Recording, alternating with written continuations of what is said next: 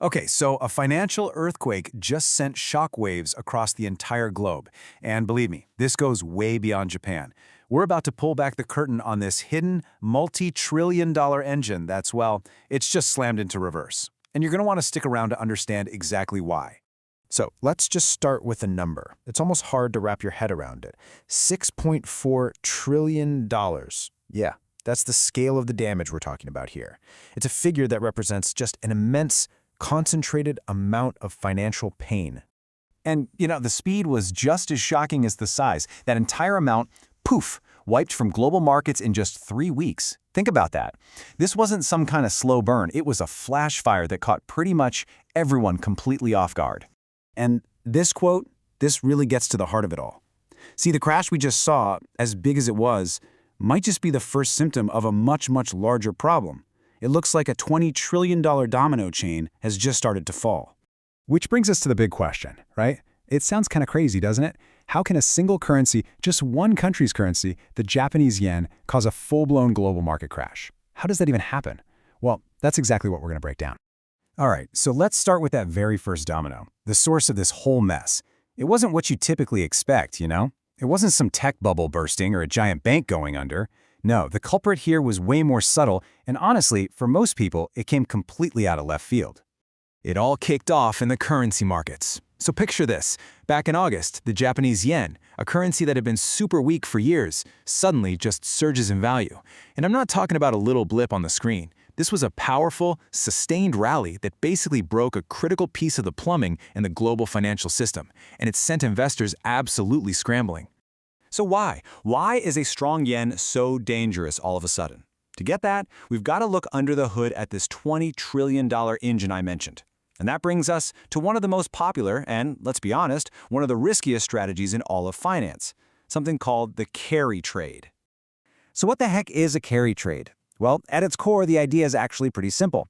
For years and years, Japan has had interest rates at basically zero. That makes it incredibly cheap to borrow money there, to borrow yen. So what do investors do? Everyone from massive hedge funds down to individuals. They borrow all these super cheap yen, and then they go invest that money somewhere they can get a way better return, like in the US. The profit they make is called the carry. It's just the difference, the spread, between those two interest rates.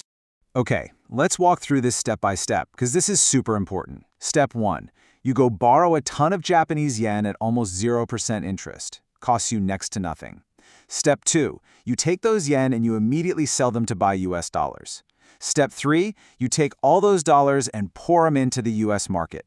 You're buying things like high-flying tech stocks or US government bonds that pay you a much higher interest rate than your loan is costing you. And step 4. That's where the money's made. You're profiting from that interest rate difference and hopefully from your US investments going up in value. I mean, it sounds like a free lunch, right? But, and it's a big but, it only works as long as the yen doesn't get stronger. And right here, this is the secret sauce that turns this whole strategy into a global time bomb. And that word is leverage. See, investors don't just do this with their own cash. Oh no, they borrow massive, massive sums, sometimes leveraging their own money 3 times over or more. Now, this makes the profits from that tiny interest rate difference absolutely huge. But, and you knew there was a but coming, it also magnifies the risk to an explosive degree. You get too much leverage in the system, and you've got the perfect recipe for a total market meltdown. Which brings us to what the markets are now calling the Great Unwinding. See, for this massive, leveraged bet to keep working, one thing had to be true. The Japanese yen had to stay weak. So what happened? What was it that finally tipped that first domino and sent this whole house of cards crashing down? Well, the catalyst was just one single crucial decision. You see, for years, the Bank of Japan, the BOJ, kept its interest rates parked right around zero. That's what created all the cheap money that fueled this entire trade. But then, they did the unthinkable. Facing their own economic problems, the BOJ hiked its policy rate above zero, and the market saw this as a massive sign that the party was over. The era of free money was done. And just like that, the yen started to rally and rally hard. All of a sudden, the entire trade was a money loser. Why?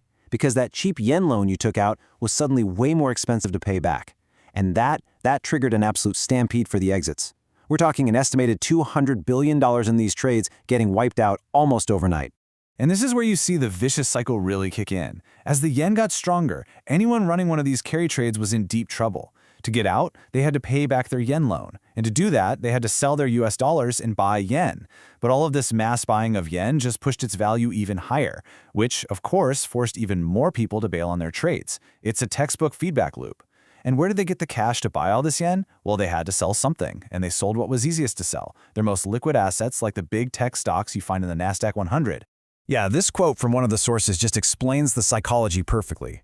This isn't your normal, everyday selling where you can kind of wait for a good price. No way. This is a forced sale. It's a margin call. It's your broker on the phone saying you need to pay up right now.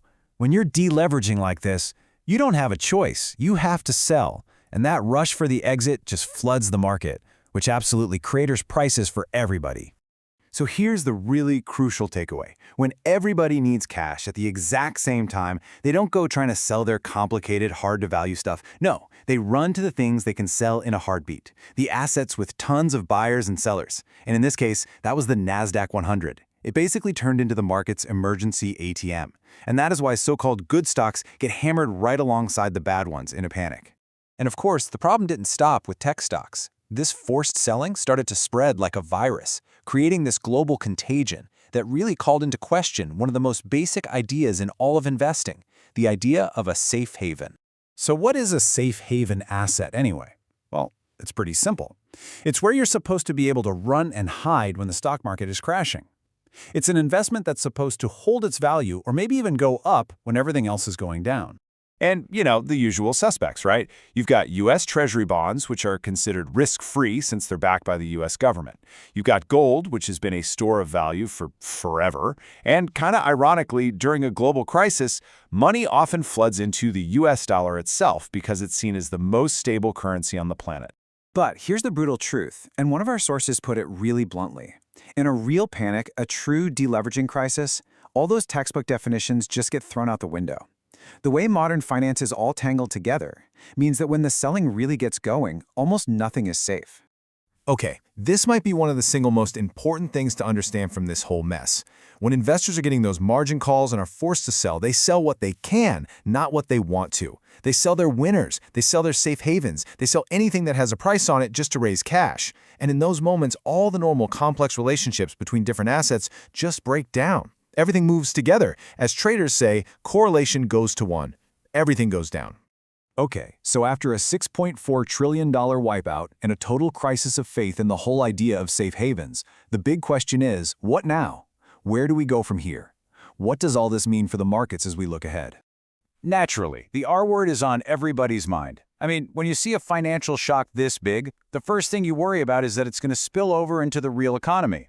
So, is a recession now inevitable? Well, let's look at the signs. On one hand, yeah, some classic recession indicators, like something called the S rule, have definitely been triggered. We're also clearly in what's called a deleveraging cycle. That's that nasty feedback loop of less spending, falling income, and credit just drying up. But there's a pretty strong counterargument too. History shows us that markets always bounce back from these things. As one source put it, great rewards await those who stay in the market for the later upswing. So while the risks are absolutely high, a recession isn't a sure thing. And that leaves us with this one last, pretty sobering thought. The unwind of the Japanese yen carry trade. That was just the first domino in a chain that's estimated to be worth $20 trillion. The leverage, the risk, it's all still out there.